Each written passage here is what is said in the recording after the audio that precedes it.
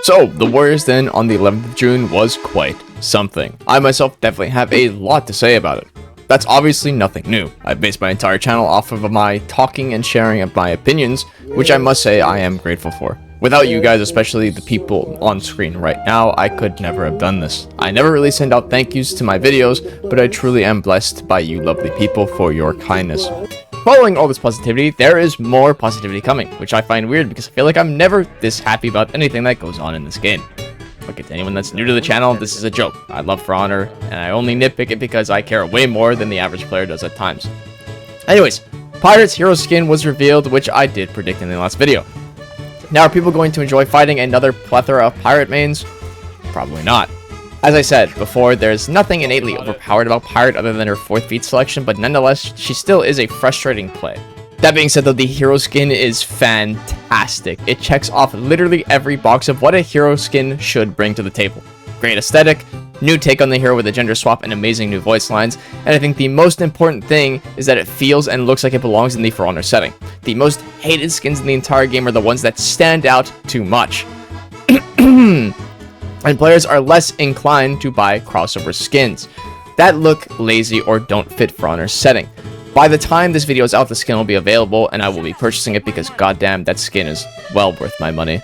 And just to bolster the new hero skin, 2 things have come to the game that I normally don't talk about, and that's the new music and the new universal content. I'm a player that normally sits in the front of menus with the music completely turned off, either to have peace and quiet while I'm editing videos, or with different background music instead of the game's background music. That being said, I think for the first time in the last 5 years, I might turn the game music back on, just because, like, listen to this shit, man. There's something about pirate shanties that gets men that want to dance. And of course, if we're gonna have pirate shanties in the background, Ubisoft had to go and give us a pirate jig for every single character. Personally, I don't like universal emotes because majority of them are used in toxic manners, but I can definitely say a whole 8-man lobby buying this emote and just dancing on a point together. This is what universal emotes should be like. Not to engage toxicity and encourage it, but to bring people together for moments of enjoyment. The next up-and-coming map is the remake of Canyon. Now, I can't lie, at first glance I was very confused in the map layout. I think the overhead look was very off-putting, but I cannot lie, the map looks nice. It's very small, which leads to faster games that can be more chaotic and more fun. Both sides seem balanced on each side, and both don't have ceilings, making 4th feats usable, something Viking Village definitely did struggle with. Sadly, I did predict them outright removing the funny ledge area, but I think it was an easy guess. To have a point be that dangerous and that unfun to play with would be the equivalent of having high forts, sea point, just the 3 bridges, and each of them has a warlord on them just for fun. But I can't lie, it would be criminal not to talk about the new Duel maps coming to the new map changes. Now, I'm not a Duel player, but I have to really point these out. The first 2 were nothing really special, but the 3rd location is so insanely cool, I have to talk about it in detail. This, in my opinion, is the first arena that is sanctioned from the map, and it is beautiful. It is a small boat where you just fight to the death surrounded by sharks. Now, if Ubisoft went the step further and the sharks ate you if you got ledged, I would have to go into Ubisoft HQ and give each of them a kiss on the cheek. Following the map, we got to see the new armor and weapons. I'm not really going to stick to this topic for very long, but I'll give my honest and brief opinion on it. All the weapons look good, but Shigoki's takes the cake. I mean, look at this shit. It's a fucking weapon with a little hat on it. It's just pure cinema. But the armor is where it takes a turn for the worst. I think the Viking fashion is just lackluster and boring at this point. I mean, how many times are we going to give Raider a chest piece without any actual chest armor on it? Other than Jormungand's Shaman's armor, I don't really like any of the sets, but, you know, fashion is very subjective at the end of the day. There were some other quality of life segments that were cool, but man, did they drag on for some time. Quick rundown was that the shadows on skin look I don't know, actually. I tried, but I can't really see much of a difference. And the wind hitboxes will now affect your character. I think this is really cool. It's something that they really did not have to do, but shows the love and passion the devs have to add the little things like the feats with explosions, kicking up wind to move your character's cloth around in the according direction. Oh, and the water segment, where this guy named Matthew talked about water simulations for 30 minutes. Look, don't get me wrong. I love the water segment for the majority of it just because of how happy Matthew was to show it off and really love his job. Some people said it dragged on for too long. I say that at least this shows the passion that the devs have towards the smallest details. Now comes the biggest elephant in the room, the testing grounds, the biggest update in this entire Warriors Den. Now both myself and the chat were so ready and so hyped for conq's long-awaited rework that... What the hell is this? Jesus. Yeah, okay, this is where we get a little bit sour in the video. I'm not going to stay on it for too long. Why is conq getting neglected this much? Please. We are begging for Conqueror to be fun and enjoyable, but I digress. The new testing grounds is where I have my first complaints, but I must remind everyone that these are testing grounds, with the whole purpose of testing things that the developers are not sure of and are not depictions of what are coming to the live game. The first change we saw was bringing back the block on dodge mechanic. I did not really have an issue with this in the past because maybe I was just too bad to utilize it.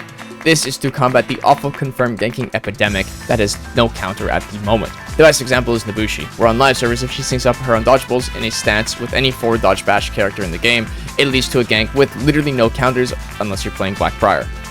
This I will definitely have to get my hands on and test before I give my full thoughts about it, but I have some feeling that certain placements on both moves will make this mechanic redundant immediately. But that's not all, because For Honor showed off something so awful, so terrible. I'm surprised nobody stood up in the office and said, guys, this is not going to bode well with players. And that was For Honor pushing its new update on the testing grounds, allowing all assassins to deflect in any direction on a forward dodge. Oh, and not only that, but they can also deflect external attacks. Why, oh god, fucking why? If any For Honor dev is watching this, first of all, I love you guys, but this is my harsh and only thing I have to say about this. Why do you keep trying to bring this to the game?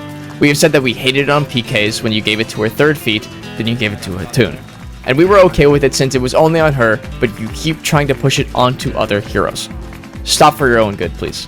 The reasoning behind the forward dodge deflect was the sake for newer players who couldn't react to a move even if they predicted that it was coming. I hate to be that guy that pulls the skill issue out of a hat as a response, but in this case, it is this scenario. You have to learn that a deflect is a moderate risk and high reward move. Lowering the skill ceiling of a deflect is not the right way to do it, especially in the hands of better players. This can be so easily abused. And that's not even bringing up the biggest issue, that is Shinobi. In the main game, Shinobi can already make any bash undodgeable 50-50 worthless with double dodge deflect. Here's an example. So if this change were to go through on Shinobi, he could just abuse it even more by dodging in any direction and then instantly dodging forward after to counter literally any mix-up. Testing grounds like this upset me, and I'm sorry if this sounds harsh, because the last 3 testing grounds we've received, only one of them has made it to the live game, meaning that Ubisoft has kind of wasted time on stuff the community has never asked for, while also neglecting the things that we have asked for. Alright, rant over, and I can be positive again, because here comes the patch notes. The first one on the board is actually a huge one, I can't lie. For Honor is outright removing all stamina damage from the game, with 2 exceptions being JJ's choke and throws on every character after a guard break. This is a great change, but also has some negative effects that in the prediction. For example, parry punishes that are pure stamina damage or any punish with pure stamina damage. Centurion and Gladiator come to mind immediately, where Glad's parry punish literally doesn't do any damage and is strict pure stamina damage.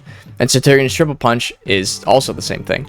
I'll test both of them and bring back the results and the final thoughts, but overall, I think the removal of stamina damage is a huge step in the right direction. We've all had to play against that 1 BP zone spammer that literally only plays against your stamina. It's so unfun to fight, and it's so cancer trying to muster up enough stamina to counterattack while he's also knocking it out of you. So again, removing it, perfect change, good job. Hatun has gotten a buff, but not the one I was predicting. The minor ones for Hatun were definitely to her frame advantage, but I don't really know about that to care enough, so I'm going to look at the biggest change, and that's her ability to bash after a pin. This is intended to punish Hyper Armor follow-ups. Now, if you're a Hatun main, that's great, but if you dislike Hatun and purely pick Hyper Armor against her to counter her, then you're probably very pissed off right now. I was fine with Hyper Armor countering it. Sure, it sucked to play her and you see a full Hyper Armor lineup, but you have to remember her pin is very high damage, it revenge locks, and has no hit stun effects, meaning that the opponent is trapped in the pin with absolutely no damage reduction from the enemy team. It is way too early to say anything since Hatun mains are going to have to adapt to this new change, but I'll leave it to I'm indifferent about it. Here comes something people are going to dislike at first glance. Pirate is getting a small buff. Now, if you're a casual player, you should not care about this buff at all because this only affects the people that are physically able to react to the animation of Pirate. Reducing the parry window on Pirate's opener, forward dodge heavy, or is only a buff to the people that could react to the animation on the final frames. For a casual player, this means nothing, but it did have a pseudo buff change where now she can get that forward dodge heavy after heavy parry. Now, this might seem overpowered, but it really is only 2 extra damage over her zone attack already. Different about it. Shaolin was hit with a pretty decent nerf to his sweep.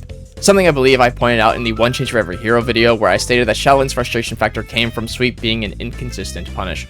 Front Dev's team listened and removed the ability to chain on whiff, but made the recovery faster to not have it guard breakable on whiff. It sucks that I got hit with a rebalance, but I think again, this is a change in the right direction to make heroes less frustrating to play against on a defensive level and a way more consistent punish. Following that nerf was an even bigger nerf to Shigoki. Now Shigoki very recently has become a very prominent pick and has been getting very annoying to face in every game. A level of frustration came from his mid-chain headbutt and being near safe, a move unless you had a dodge bash. The nerf was removing his ability to chain on whiff headbutt on every single headbutt in his kit, also making his recovery faster again to not be guard broken if he misses. This is definitely going to knock him down a peg. Still going to be a solid pick, but this will have more consistent punishes for the entire cast. And yet a funny chain reaction still happened. See, now that the nerf towards Shigoki's headbutt came through, it followed a bug where now any Shigoki headbutt will play base boosted and the entire map will hear it constantly. It's pretty funny, but dear god, this should get patched in like the next week.